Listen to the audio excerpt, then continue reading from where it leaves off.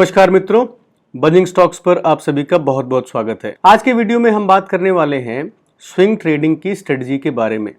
अगर आप नए हैं या फिर आपने बहुत सारी ट्रेडिंग स्ट्रेटजीज को यूज़ किया है लेकिन आपको अच्छे रिजल्ट नहीं मिले हैं तो आप इस स्ट्रेटजी को यूज़ कर सकते हैं।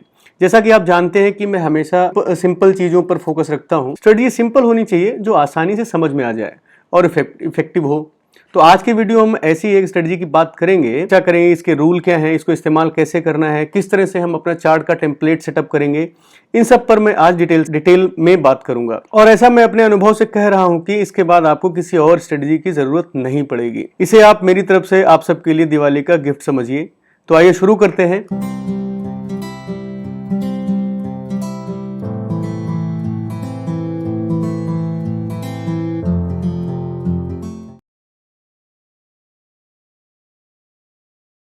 दोस्तों, जैसा मैंने बताया कि आज हम एक स्ट्रेटजी की बात करेंगे और ये मोमेंटम स्ट्रेटजी है जहां पे हम प्राइस के मोमेंटम को कैच करते हैं शॉर्ट टर्म में और उसका फायदा उठा के हम कुछ प्रॉफिट बनाते हैं ट्रेडिंग करके। तो आगे चलते हैं, हम स्ट्रेटजी की इंट्रोडक्शन पे बात करते हैं। स्ट्रेटजी नए लोगों के लिए है जो स्विंग ट्रेडिंग करना चाहते हैं और इसमें हम क्या करेंगे कि शॉर्ट टर्म में प्राइस के एक मूवमेंट को कैच करेंगे। स्ट्रेटजी जो हमें रिस्क रिवॉर्ड देती है वो 1:3 का देती है। लगभग हमारा 5% का स्टॉप लॉस रहता है और 15% के आसपास का हम टारगेट रखते हैं। हम इसमें प्राइस जो ऑब्जर्व करेंगे वो डेली चार्ट पे करेंगे। ये सबसे अच्छा काम करती है जब मार्केट ट्रेंडिंग होता है और इसको अवॉइड करना चाहिए जब मार्केट बेरिश है, क्योंकि ये ब्रेकआउट स्ट्रेटजी है। इसमें जो टाइम होता है जनरली, जो मैंने ऑब्जर्व किया, जिसपे मैं काम करता हूँ, तो जनरली 3 से 15 दिन के अंदर ये ट्रेड जो है खत्म हो जाती है। मैक्सिमम 15 डेज तक हम इस ट्रेड में रहते हैं, अदरवाइज 3 दिन में हमारा टारगेट आ जाता है या फिर स्टॉप लॉस हो जाता है। तो अब हम बात करते हैं चार्ट सेटअप पे। हम अपना चार्ट कैसे सेटअप करेंगे इस पे अब हम आगे चल के बात करते हैं। तो हमको क्या क्या चाहिए होगा इसमें। जैसा कि मैंने बताया, मैं चीजें सिंपल रखता हूं। मैं जनरली नेकेड प्राइस एक्शन को फॉलो करता हूं और लेकिन यहाँ पे मैं कुछ बेसिक इंडिकेटर चार्ट टेम्पलेट पे यूज करूंगा और मैं ऐसा एज्यूम कर रहा हूं कि आप नए हैं, क्योंकि एक बार जैसे जैसे आपका अनुभव बढ़ेगा आप अपने आप से सारे इंडिकेटर्स हटाना शुरू कर देंगे। तो मैं एज्यूम करता हूं कि आप नए हैं और ये सारे इंडिकेटर हम चार्ट पे सेटअप करेंगे, जिसकी सहायता से आप स्विंग ट्रेडिंग शॉर्ट टर्म में करेंगे। हम क्या यूज करेंगे कि high low with support and resistance, EMA 20, relative strength, RSI, volume. अब हम स्ट्रेटजी के रूल समझते हैं, हमें इसमें करना क्या है, कैसे काम करना है। ये सारी चीजें मैं चार्ट पे जब सेटअप करूंगा तो मैं आपको दिखाऊंगा हमारा सिग्नल कैसे जनरेट होगा एंट्री का इस स्ट्रेटजी में। तो सिग्नल जनरेट करने के लिए सबसे पहले हमें ट्रेंड का कंफर्मेशन करना होगा कि प्राइस हायर हाई और हायर लो का स्ट्रक्चर बना रहा हो। This is the most important part of the strategy कि हमें ट्रेंड का कंफर्मेशन होना चाहिए जहां से हमें बाइंग का सिग्नल जनरेट होगा। दूसरा रूल क्या है, प्राइस अपने प्रीवियस रेजिस्टेंस के पास में हो या क्लोज टू प्रीवियस रेजिस्टेंस के पास में हो या फिर 40 दिन का जो हाई है, पिछला हाई है, उसको ब्रेक कर रहा हो। ये दूसरी कंडीशन है। तीसरी कंडीशन है कि जो प्राइस है कंफर्टेबली 20 EMA के ऊपर हो। जो रिलेटिव स्ट्रेंथ है निफ्टी के कंपैरिजन में वो अपवर्ड स्लोपिंग होना चाहिए या उसमें नया हाई बन रहा हो। और जो वॉल्यूम है वो 20 दिन के मूविंग एवरेज के वॉल्यूम से ज्यादा हो। RSI 50 के ऊपर होना चाहिए डेली टाइम फ्रेम पे। एग्जिट कब करना है, जब हमारा टारगेट हो जाए 15% का या फिर जब मोमेंटम चला गया हो, जहां पे आपका स्टॉप लॉस सेट होगा जब प्राइस 20 EMA के नीचे क्लोज होता है। This is as simple as it can get. Simple rule है और ये जब मैं आगे चार्ट पे आपको समझाऊंगा तो आपको क्लैरिटी ज्यादा आएगी। रैंडम चार्ट लगा हुआ है और इसमें हम अपना चार्ट का टेम्पलेट तैयार करेंगे। सबसे पहले हम क्या लेंगे, हम इंडिकेटर में जाएंगे और यहाँ पे सर्च करेंगे हाई लो। आपको सर्च कौन सा करना है, marked high low support and resistance John मंचो का, इसको आप सेलेक्ट कर लीजिए। दूसरा इंडिकेटर हम लेंगे यहां पे RS लाइन, सेम जॉन मंचो का RS लाइन, गॉज परफॉर्मेंस वर्सेस इंडेक्स, इसको आप लगा लेंगे। तीसरा EMA, चौथा वॉल्यूम, फिफ्थ RSI। आपके इंडिकेटर सारे लग गए। अब हम इसको एक बार इसमें थोड़ा कॉस्मेटिक चेंजेस करेंगे, जिसमें से हम आते हैं पहले हाई और लो में। यहाँ पे हम चेंज करेंगे, क्योंकि मैं वाइट बैकग्राउंड यूज़ करता हूं तो सपोर्ट और रेजिस्टेंस को मैं थोड़ा सा ब्लैक कर लेता हूं और डैश के बजाय मैं इसको सॉलिड कर लेता हूं। सो this is the one. Second, RS line में आएंगे आप, यहाँ पे इसको वर्टिकल सेट ऑफ कर देंगे 125 और SPX की जगह पे आप निफ्टी 50 कर देंगे। इसको 40 रहने देंगे। सॉलिड कलर लाइन को हम यहाँ पे ऐसा कर देते हैं। विड्थ आप 1 या 2 रखना चाहें वो रख सकते हैं एंड ओके। थर्ड, EMA पे आते हैं। आप सारे हटा के सिर्फ 20 डे EMA को आप लगा लेते हैं। वॉल्यूम पे आते हैं, इसको रहने देते हैं। यहाँ पे आके वॉल्यूम की लाइन को आप चेक कर देते हैं सो दैट ये यहाँ पे आ जाए। RSI में आप थोड़ा चेंजेस करेंगे, मैं रेड यूज़ करता हूँ, बाकी आप सब हटा दीजिए। सिर्फ और सिर्फ मिडिल बैंड को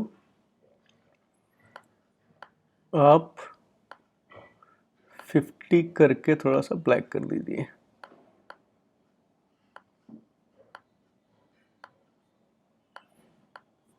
ये अब आपका चार्ट का टेम्पलेट रेडी हो गया।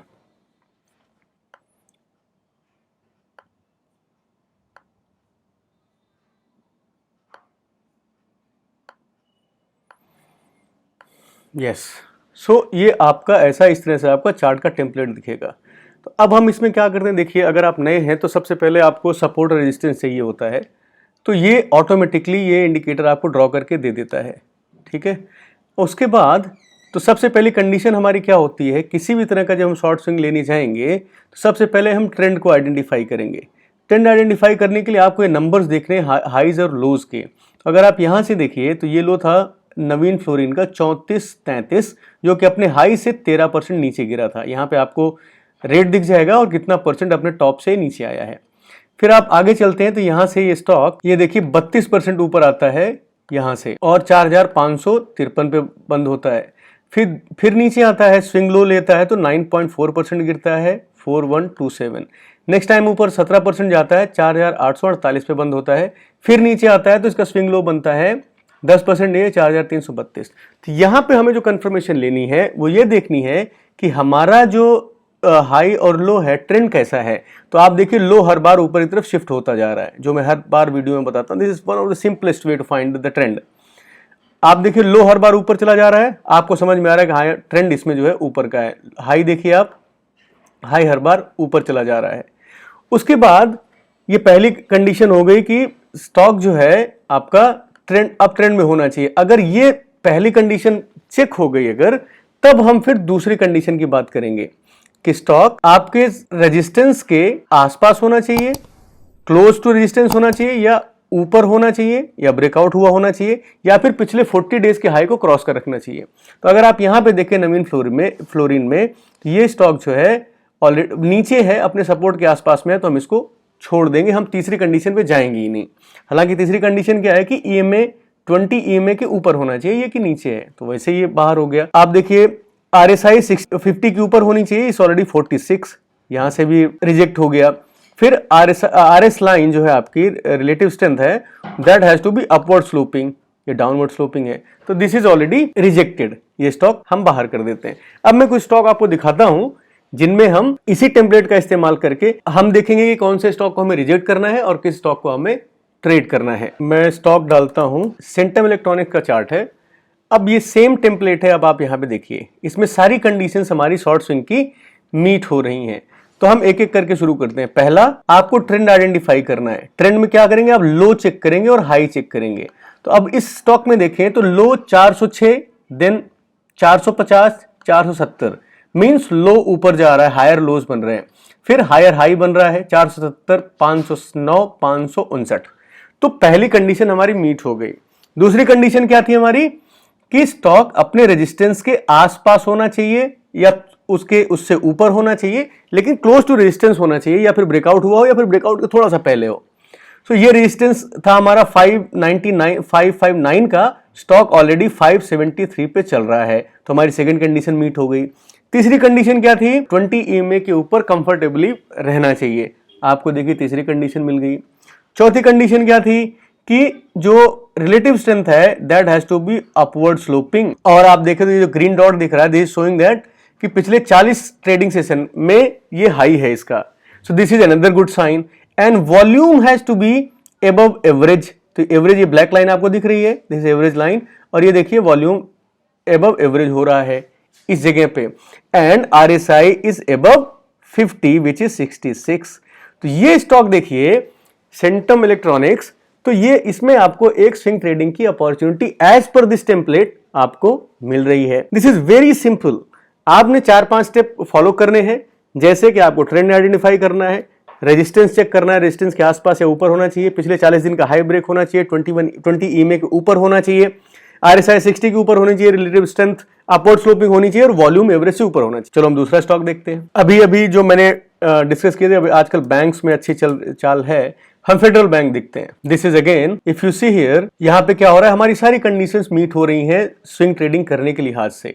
पहला, हमेशा याद रखिए सब हमारी जो एंट्री जनरेट होगी, हमेशा पहले स्ट्रक्चर देखना है हमें। आप देखिए लो 84, 105, 109, हाई 93, देन 129, और ये चूंकि विक्स को काउंट करता है, अगर आप क्लोज को काउंट करें तो 184 के आसपास आता है। स्टिल आप देखिए तो 129 के ऊपर 132 पे आके ये स्टॉक ऑलरेडी ट्रेड कर रहा है।